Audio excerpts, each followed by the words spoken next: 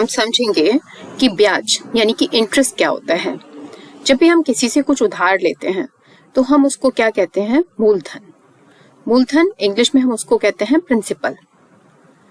तो हम वो धन थोड़ा जब भी हम उसको वापस करेंगे तो हम उसको वही धन वापस ना करके थोड़ा अतिरिक्त धन वापस करेंगे। तो जो अतिरिक्त धन हम उसको उस मूलधन के साथ देते हैं उसको हम कहते हैं ब्याज, इंग्लिश में जिसे हम कहते हैं इंटरेस्ट। और इस तरह से मूलधन और ब्याज को मिला के जो पैसा हम उसको वापस करेंगे उसको हम क्या कहेंगे? मिश्र धन, यानी कि इसको हम कहेंगे इंग्लिश में अमाउंट। तो इस तरह से यदि हमने प्रिंसिपल अमाउंट P किसी से उधार दिया तो हम उस पे कुछ इंटरेस्ट I देकर उसको कितना पैसा वापस करेंगे? मिश्र धन, यानी कि कुछ अतिरिक्त पैसा वापस करेंगे। अब ये है कि ये जो ब्याज है ये इसको हम दो तरीके से दे सकते हैं। एक तो साधारण यानी कि सिंपल इंटरेस्ट, और एक हम दे सकते हैं कंपाउंड इंटरेस्ट के रूप में, यानी कि चक्रवृद्धि ब्याज के रूप में। तो अक्सर बच्चे इन दोनों में काफी कंफ्यूज रहते हैं कि चक्रवृद्धि ब्याज और साधारण ब्याज दोनों में क्या अंतर है। तो इस वीडियो के माध्यम से आज हम इन्हीं दोनों के अंतर को समझेंगे। तो इसके लिए हम एक तालिका लेते हैं। यहाँ पर पहले एक उदाहरण से शुरुआत करते हैं। मान लीजिए हमने किसी से 1000 रुपए का उधार लिया और दर कितनी थी? 10%। इस 10% दर का मतलब क्या है कि जब वो पैसा वापस करेगा तो उसे पर 100 रुपए पे 10 रुपए हर वर्ष अतिरिक्त देना होगा। तो मान लीजिए अब मुझे एक समय के लिए, एक साल के लिए ये निकालना है कि कितना साधारण ब्याज उसे वापस करना होगा। तो क्या करना होगा? 1000 रुपए का 10% निकालना होगा, यानी कि 1000 को 10/100 से गुणा करेंगे और एक साल के लिए। तो इस तरह से एक 0 से 0 कट गया, इससे ये कट गया। ब्याज कितना निकल के आया? 100 रुपए। यानी कि जब वो वापस करेगा तो कितना पैसा वापस करेगा? 1000 रुपए तो उसने उधार लिया था और 100 रुपए उस पर ब्याज बन गया। यानी कि प्रिंसिपल अमाउंट यानी कि मूलधन में ब्याज 100 रुपए और जोड़ देंगे तो कितना पैसा उसे वापस करना पड़ेगा? 1100 रुपए वापस करना पड़ेगा। अब यदि एक साल में वापस नहीं लौटा पाता तो वो अगले साल फिर किस मूलधन पे? 1000 के मूलधन पे 10% की दर से अब वो 2 वर्ष का ब्याज देगा।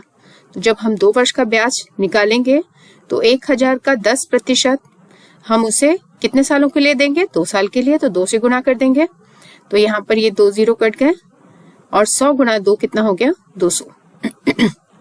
तो यहाँ अब 1000 रुपए मूलधन पे उसे 100 रुपए की ब्याज और बढ़ गई, यानी कि अब उसे 200 रुपए का ब्याज देना पड़ेगा, यानी कि 1200 रुपए देने पड़ेंगे। अब 3 साल में उसे क्या करना होगा? 3 साल में भी वो पैसा वापस नहीं, 2 साल में भी नहीं कर पाता है। तो 3 साल में क्या होगा? 1000 का फिर से 10% देगा, लेकिन अब वो कितने साल के लिए देगा? 3 साल के लिए देगा। तो 1000 रुपए का 10% निकाला और कितने साल के लिए? 3 साल के लिए। जब हम इसको हल करेंगे तो ये कितना आएगा? 300 रुपए। यानी कि 3 साल बाद लिया उसने 1000 रुपए था, लेकिन उसे लौटाना कितना होगा? 1000 पे 300 रुपए की ब्याज और देनी होगी और इस तरह से वो 1300 रुपए लौटाएगा।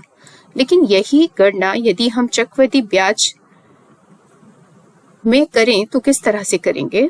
मान लीजिए मूलधन तो 1000 रुपए था, उसने 1000 रुपए ही उधार लिया, 10% दर थी। एक साल के लिए तो जो साधारण ब्याज था वही उसका चक्रवृद्धि ब्याज भी होगा, क्योंकि यहाँ पर मूलधन 1000 ही है। तो इसलिए एक वर्ष का जब हम क्या निकालेंगे? ब्याज निकालेंगे तो वो 100 रुपए ही आएगा। यानी कि एक साल के लिए तो दोनों में कोई अंतर नहीं आएगा, चक्रवृद्धि ब्याज और साधारण ब्याज दोनों समान रहेंगे। यानी कि एक वर्ष बाद अगर वो चक्रवृद्धि गणना करता है तब भी उसे 1100 देना है, और अगर वो साधारण गणना करता है तब भी उसे 1100 रुपए वापस लौटाना होगा। लेकिन यदि एक साल में वो पैसा नहीं लौटा पाता है और गणना कैसी होनी है? चक्रवृद्धि।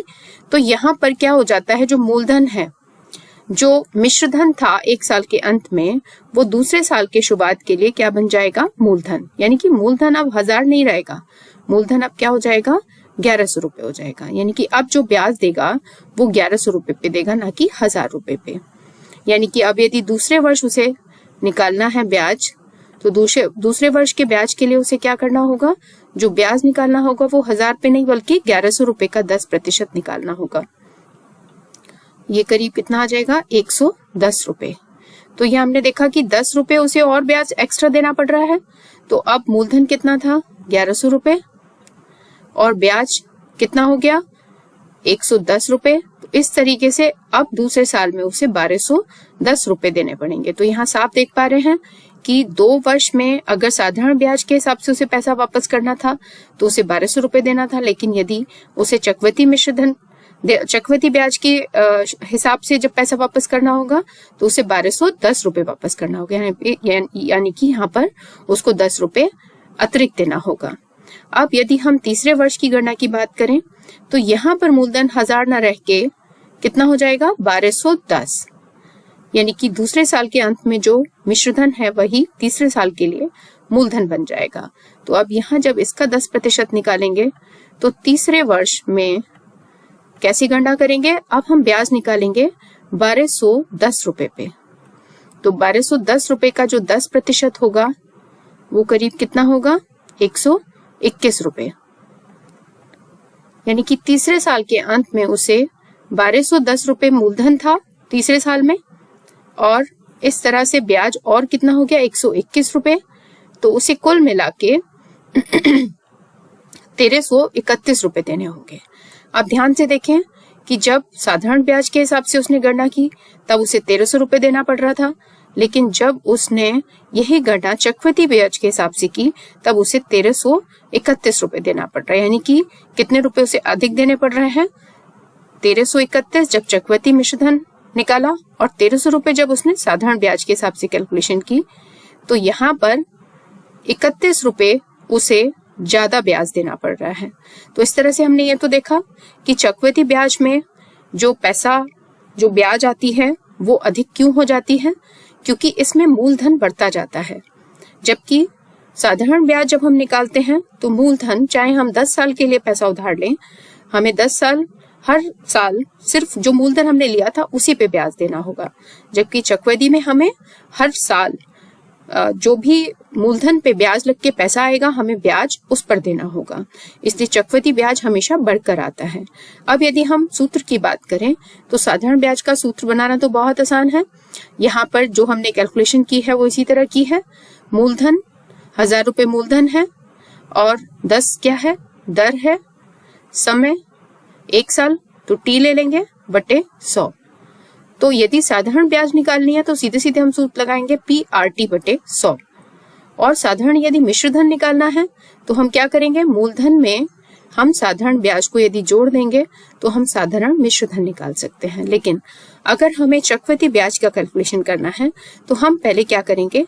चक्रवृद्धि मिश्रधन निकालेंगे। अब यहाँ हम देख पा रहे हैं कि पहले साल के अंत में जो ये निकाला है 1100 रुपए, वो किस तरह से आया है? 1000 ब्रैकेट 1/10/100 यदि हम कर देते हैं तो इसको हल करने पे 1100 रुपए आएगा। ये 100 प्लस 10/100 हो जाएगा, यानी कि 110/10, और जब हम इसको गुणा करके हल करेंगे तो 1100 बन जाएगा। यहाँ घात यदि हम 1 ले लें तो ये 1 साल के लिए हो गया। अब यदि इसको देखें तो ये कैसे हल करके आया होगा? 1000 की गुणा यदि हम 1 प्लस 10/100 की घात 2 से करेंगे और हल करेंगे तो हमारे पास 1210 निकल के आ जाएगा। और इसी तरीके से यदि हम यहाँ 1000 की गुणा 1 प्लस 10/100 की घात 3 से कर देंगे तो हमारा 1331 निकल के आ जाएगा। तो इस तरीके से इसका जो सूत्र बना वो क्या बना? चक्रवृद्धि मिश्रधन बराबर P मूलधन ब्रैकेट 1 प्लस दर बटे 100 कुल की घात समय। तो हम यहाँ इस सूत्र से सीधे सीधे हम चक्रवृद्धि मिश्रधन निकाल पाएंगे, और जब हमें चक्रवृद्धि ब्याज निकालना होगा तो हम उस मिश्रधन में से यदि मूलधन को घटा देते हैं तो हम चक्रवृद्धि ब्याज निकाल पाते हैं। तो अब इसके अभ्यास के लिए हम एक उदाहरण कर लेते हैं। हमें क्या करना है? 5000 रुपए का 10% वार्षिक ब्याज की दर से 3 वर्ष का साधारण ब्याज भी निकालना है और चक्रवृद्धि ब्याज निकालना है और फिर उसका अंतर निकालना है। तो सबसे पहले हम क्या निकालें? साधारण ब्याज निकालते हैं। तो साधारण ब्याज के लिए जो हमारा सूत्र था वो क्या था? PRT बटे 100। जहां पर P क्या है, मूलधन जो कितना दे रखा है 5000, R क्या है, दर जो कितनी दे रखी है 10, T क्या है, समय जो कितना दे रखा है 3 वर्ष। तो यहाँ पर यदि सिंपल इंटरेस्ट हम निकालेंगे तो कितना हो जाएगा, 5000 गुणा 10 गुणा 3 बटे 100। ये 2 जीरो से 2 जीरो कट गया, कितना हो गया ये 50 गुणा 10 500 और 500 गुणा 3 5 दिया 15 और 2 जीरो और, यानी कि 1500 रुपए साधारण ब्याज हो गया किस पर, 5000 रुपए पे, यदि हम 3 वर्ष का निकालेंगे 10% दर के हिसाब से। अब हमें चक्रवृद्धि ब्याज निकालना है सूत्र के हिसाब से, तो हम पहले चक्रवृद्धि मिश्रधन निकालेंगे। चक्रवृद्धि मिश्रधन निकालने के लिए हम किस सूत्र का प्रयोग करेंगे, A बराबर P 1 प्लस R बटे 100 की घात समय। यहाँ पर मूलधन कितना है 5000, 1 प्लस दर कितनी है 10 बटे 100, समय कितना है 3 वर्ष। इस जीरो से ये जीरो कट गया, तो ये क्या हो गया 5000। अब हम सबसे पहले इस ब्रैकेट के अंदर का यदि हल करते हैं तो ये क्या है 1 प्लस 1 बटे 10 की घात 3।